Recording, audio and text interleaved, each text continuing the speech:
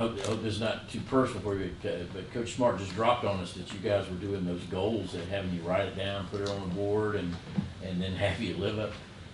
What do you think of that exercise, number one, and would you reveal what was on your cards and what you had to stood up and say you're trying to get better at?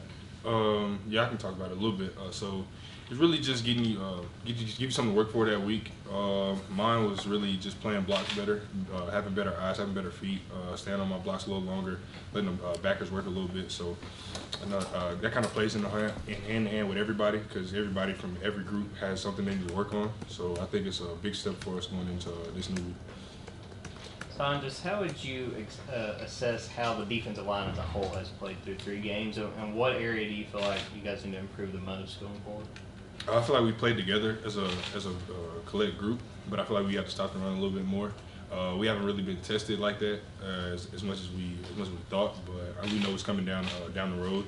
We got some big teams coming up, so we got to get ready for that.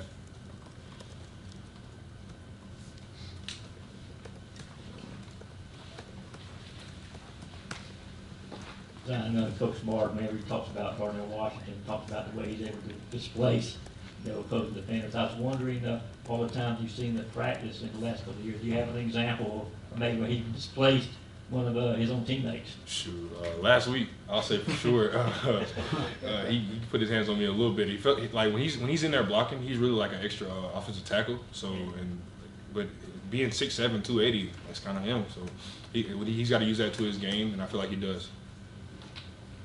Simon, you're a guy that's kind of had to wait your turn a little bit in this program. You see guys like Stetson and Dan that started their careers walk-ons and are now have worked their way at the depth chart. Did that kind of validate for you if I buy into the process and everything, eventually I'll have success here?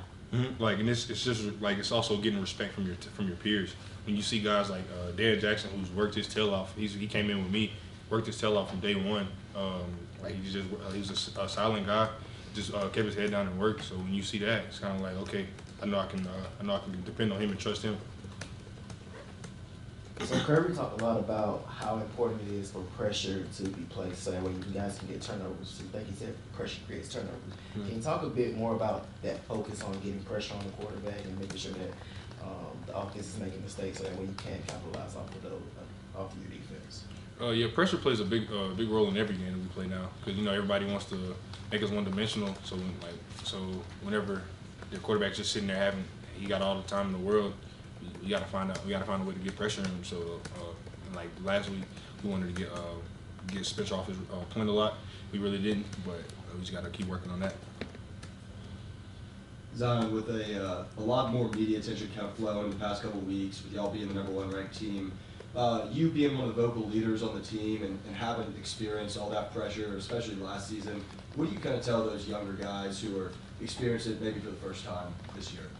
Don't look at it as pressure. Just look at it as you're getting prepared for it every week. Like I'll say, our practices are harder than our games. Like when we make it that way, because so by the time Saturday gets here, you've seen every play, you've seen everything that they can do. And now you just got to go react and play. Speaking of those younger guys, what have you seen from Michael Williams this fall? Say that one more time. Speaking of those younger guys, what have you seen from Michael Williams this fall? Just being a twitchy guy. He loves the contact. He loves to just play fast. And like when he puts some more weight on and gets like older, I'll say he's gonna be a force to reckon with. So when Kirby was in here, he was talking about some of the younger guys like Bear going up against the first team and what a challenge that is. And he brought up what that was like for you these last few years. What was that challenge like, just as you were trying to improve and having the task of going up against guys like Justin Schaefer and some of those guys? Shoot, 2019, that was the year that molded me. Andrew Thomas, Solomon Kinley, Trey Hill, K. Mays, or Ben Cleveland. Then you got Isaiah Wilson. So when you look across and you see that line, it's nothing more that can prepare you for SEC football. So I feel like that really played a big thing in my life, because that's what I tried to make myself the first 2 years, a run stopper, and I felt like that's what kind of built me to who I am today. Oh, what is it like playing with guys like Nolan Smith, who has shown leadership on and off the field? Shoot, no. Nolan's a character. You love him. Like he just brings that energy that the whole team needs. like today I was very down, and I heard him out there yelling, and I was like, come on, you got to get up, you got to go. So he plays a big role in that. Speaking of Bear and Kristen, what have you seen from them? Just watching them develop. Both of them got a long way to go. They're both very talented. Like when they just gotta trust the plan, trust what our coaches are telling them, and just keep working. Just go be who they are. Can you talk a bit about your areas of growth and how you've grown as a leader and just the best one? Shoot, just leading by example, I try to say. So whether it's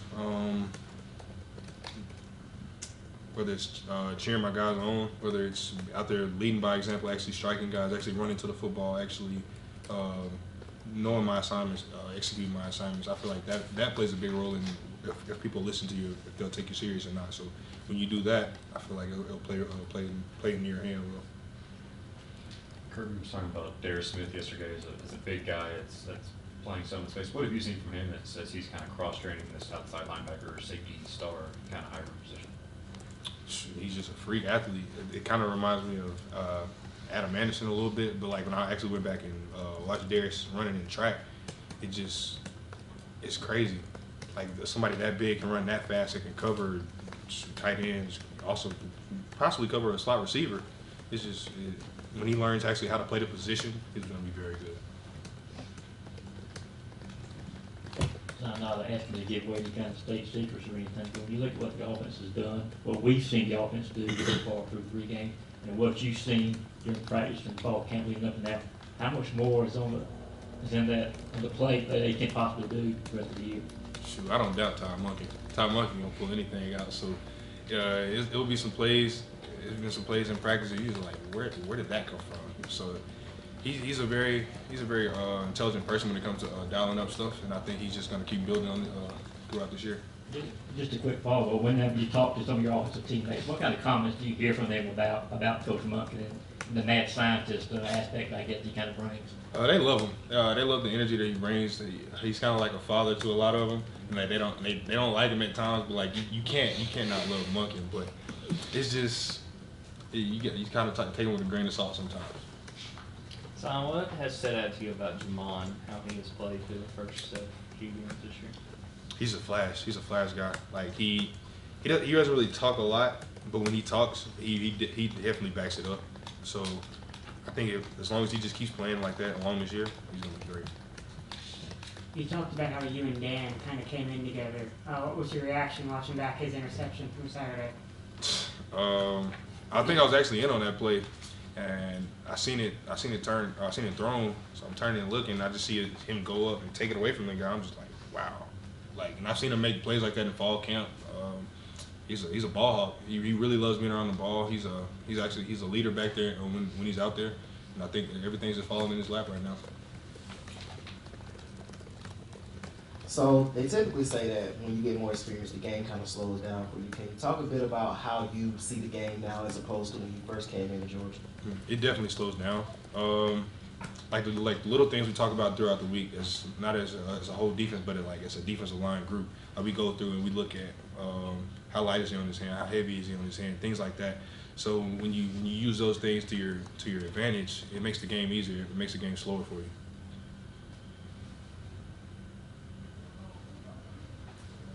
You mentioned Nolan being a character. He seemed like he talked about his truck a lot. Does he ever bring that up? That F4 Raptor is his life. That is, but yeah, he's one of those guys, man. He loves doing what he loves going outside. He loves being outside in the elements. So I feel like that truck really fits him. Let's take two more questions.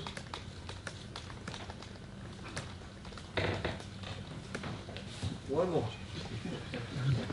Okay, thank you.